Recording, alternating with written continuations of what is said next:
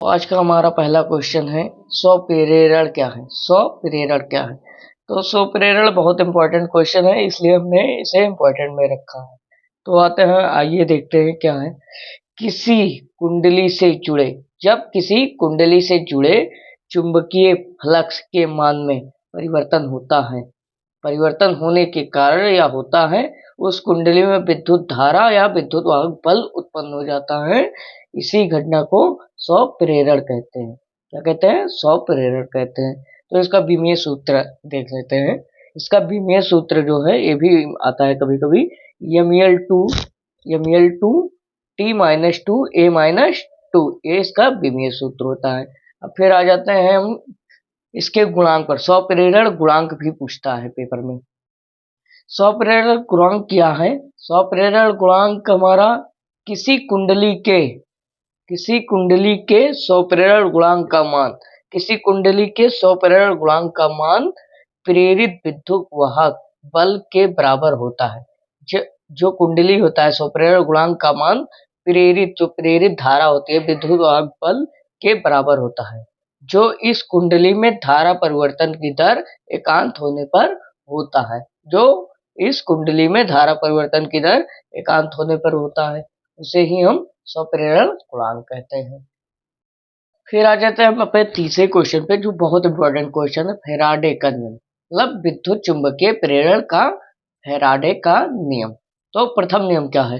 प्रथम नियम, जब किसी परिपथ से जुड़े चुंबकीय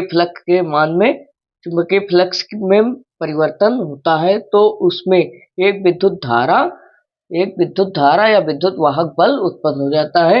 यदि परिपथ जो होता है बंद हो, तो विद्युत धारा बहने लगती है, या धारा तब तक बहती है जब तक चुंबकीय फ्लक्स में परिवर्तन होता रहता है, या धारा तब तक बहती है जब तक चुंबकीय फ्लक्स में परिवर्तन होता रहता है। इसे ही फैराडे का प्रथम नियम कहते हैं। अब आ जाते हैं हम दूसरे नियम पर। फैराडे का दूसरा नियम है। तो दूसरा नियम क्या कह रहा है? प्रेरित विद्युत वाहक बल, जो प्रेरित विद्युत वाहक बल है, चुंबकीय फ्लक्स के परिवर्तन की ऋणात्मक दर के बराबर होता है। जो ऋणात्मक दर होता है उसके बराबर होता है। प्रेरित विद्युत वाहक बल चुंबकीय फ्लक्स के परिवर्तन की ऋणात्मक दर के बराबर होता है, उसे ही फैराडे का दूसरा नियम कहते हैं। फिर आते हैं हम लेंज का नियम। लेंज का नियम क्या होता है? लेंज का नियम बहुत इंपॉर्टेंट होता है, इसलिए इसे इंपॉर्टेंट में रखा। किसी परिपथ में धारा प्रवाहित होती है। जब किसी परिपथ में धारा प्रवाहित होती है, तो प्रेरित धारा की दिशा ऐसी होती है कि उस कारण का विरोध करती है जिससे वह धारा उत्पन्न होती है, उसे ही लेंज का नियम कहते हैं। उसे ही क्या कहते हैं? लेंज का नियम कहते हैं। जब किसी परिपथ में धारा प्रवाहित होती है, तो प्रेरित धारा की दिशा ऐसी होती है कि उस कारण का विरोध करती है जिससे वह उत्पन्न होती है, उसे ही लेंज का नियम कहते हैं।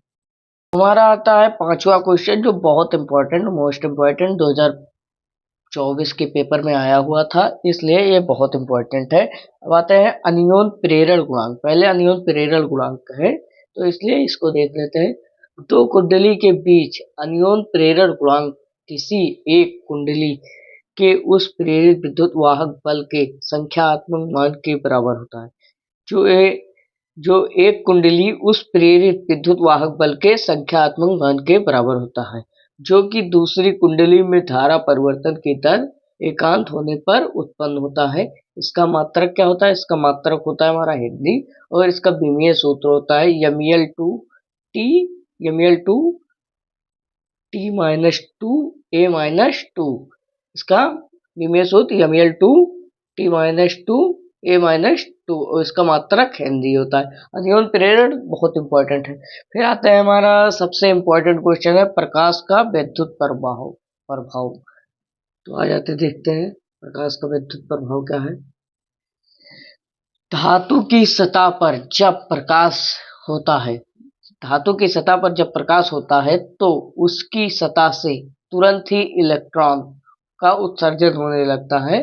जब धातु की सतह से कोई प्रकाश टकराता है तो धातु की सतह से तुरंत इलेक्ट्रॉन उत्सर्जन होने लगता है। इसी घटना को प्रकाश का विद्युत प्रभाव कहते हैं। ये मोस्ट इंपॉर्टेंट क्वेश्चन है, आप सभी तैयार कर लीजिएगा, स्क्रीनशॉट कर लीजिए और पीडीएफ में इसका लिंक मिल जाएगा।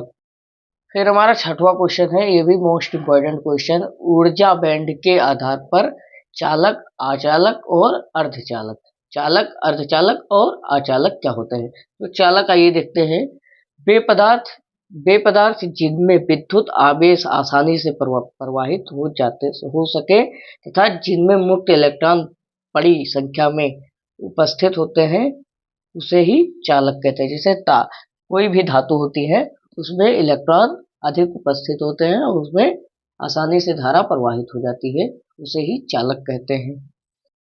फिर आइए देखते हैं अर्धचालक क्या है। अर्धचालक वे पदार्थ जिनमें विद्युत आवेश आसानी से प्रवाहित नहीं होते तथा जिनमें मुक्त इलेक्ट्रॉन कम संख्या में होते हैं उसे ही अर्धचालक कहते हैं। जैसे सिलिकॉन और जर्मेनियम, वो पदार्थ जिसमें विद्युत धारा कम प्रवाहित होते हैं और उसमें इलेक्ट्रॉन भी कम पाए जाते हैं, मतलब उसे हम अर्धचालक कहते हैं।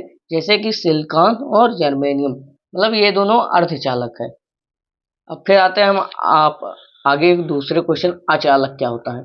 अचालक हमारा है वे पदार्थ जिनमें विद्युत आवेश प्रवाहित ना हो सके, जिसमें विद्युत आवेश प्रवाहित ही ना हो उसे, और उसमें इलेक्ट्रॉन भी ना उपस्थित हो, उसे अचालक कहते हैं। जैसे उदाहरण में है लकड़ी, कांच और अभ्रक, ये सभी हमारा क्या हो गया? अचालक हो गए। अभी ये सब क्वेश्चन आप तैयार कर लीजिएगा, यूपी बोर्ड 2025 के लिए बहुत इंपॉर्टेंट क्वेश्चन है और इसी के साथ आगे हम वीडियो बनाते रहेंगे, आप लोग तक पहुंचता रहेगा।